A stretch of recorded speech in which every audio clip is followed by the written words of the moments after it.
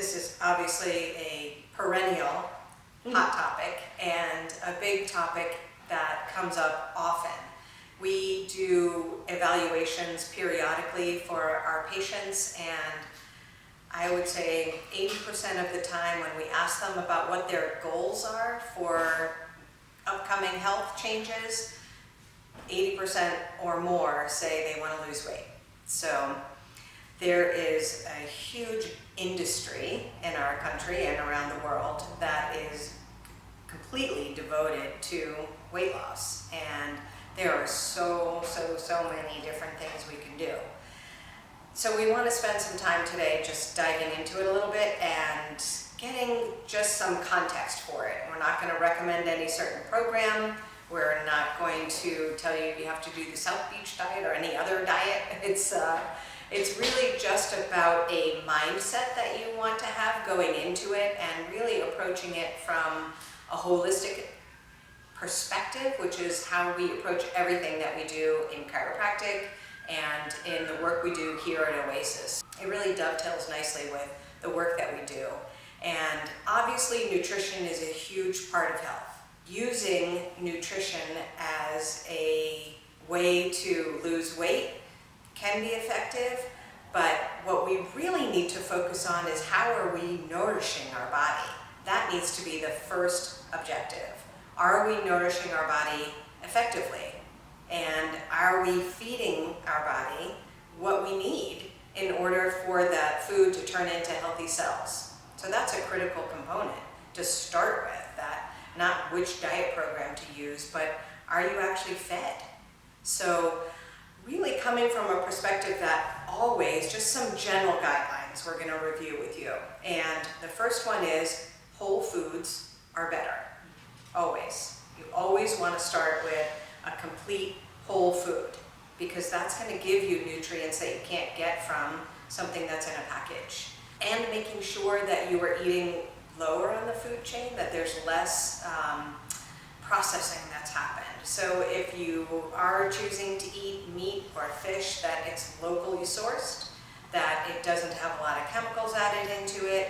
And when you are grocery shopping, that idea of whole foods is really about looking at the list of ingredients of what you're buying. If there's more than 4, reconsider, because that is just crap that's added in there to preserve it, to change it, and it's not going to be a whole food. And then if the words are unpronounceable or they have more than 4 letters, those are usually things that are chemicals you can be sure of. So as Dr. Meg said, I would definitely look for that. Yeah, if it's got a lot of syllables, probably it's a chemical that's a preservative or something that's giving it shelf life. That's typically what, and or fake flavor.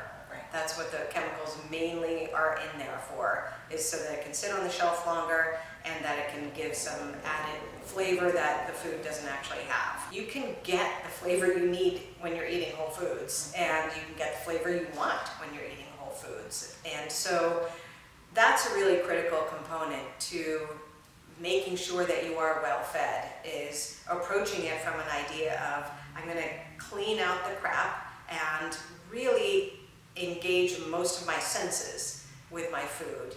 What does it look like? What does it smell like? How do I feel when I'm preparing it? How am I when I'm sitting down to enjoy it? Are you playing good music? Are you having good company? You know, all of those, engaging your senses as much as possible really allows your body to absorb the nutrients in the most complete way possible. That is a much more holistic approach to how we can incorporate nutrition into our lives. A couple of years ago, natural flavoring was a new word that was put on everything, because natural people in the world thought, oh, that's good. And then one of our practitioners in here brought in a list of what is under the heading of natural flavoring. The list is about, I can't remember now, but it's about 20 or 30 items. Everything from sugar to maltodextrin to monosodium glutamate, the stuff that makes your heart go really fast. So look out for that too on things. You know, natural looks really great. It looks like, oh, this must be good for me. But natural flavoring is not what you think it is. I also was thinking when Dr. Meg mentioned about preparing food. I had a fun story with my husband recently. I was preparing a meal and I didn't have the best intention while I was cooking. I was a little resentful that I had to do it, and I was, and so halfway through preparing this beautiful whole food meal, I realized my energy wasn't good. And I thought to myself, you know, I can do this differently. And so I did. I completely switched it, and all of a sudden the meal was done faster than ever because I really let go, put on the nice music that Dr. Meg spoke about. And when I finished it and we served the meal together and sat down, he was like, this is the best I've had in so long. And so as you're prepping your food, just really, as Meg said, even getting centered and getting really aware of your emotional body. Because also, while you're eating it, as she said, if you're in fight or flight or you're in irritation, that food is not going to be processed the way it would if you are in a relaxed body. And you want that food to be your fuel. I don't want to just get rid of it in the toilet, in the bathroom. I want to use it and make a new body with it, make it be part of my fuel. But if I'm in fight or flight, it's pretty much just going to go through. Really important that you're, as she said, to be really centered as you're doing this experience of nutrients into your body.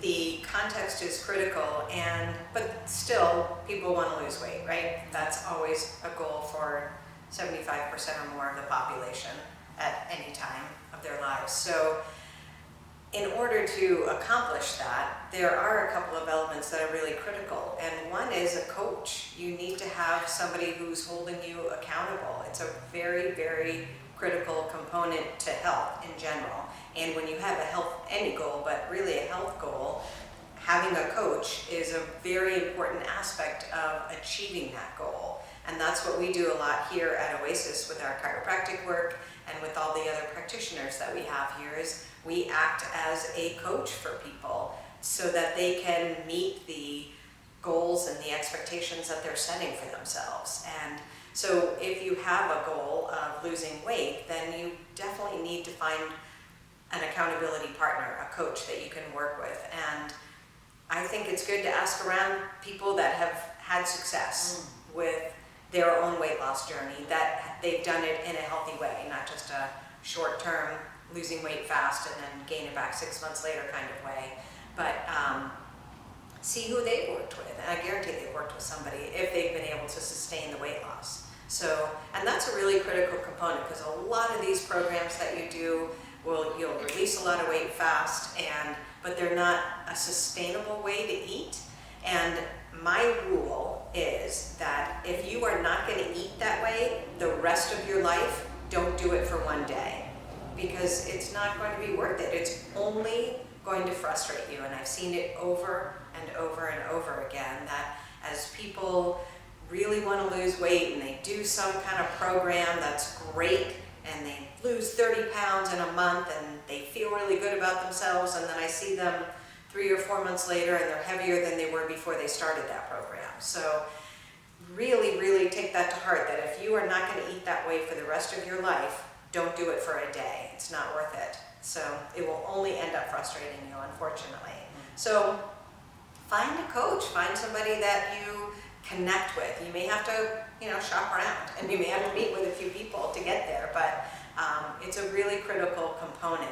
And make sure that it's a way of eating that feels sustainable to you, and an approach to food that is incorporating that idea of eating whole foods and nutritious foods that your body can take in a healthy way, and that one that makes you happy. It should be fun. That's a really important piece too. Like, if it's a chore, you're not going to keep doing it. Just like exercise or anything else. If you don't enjoy doing it, then don't do it.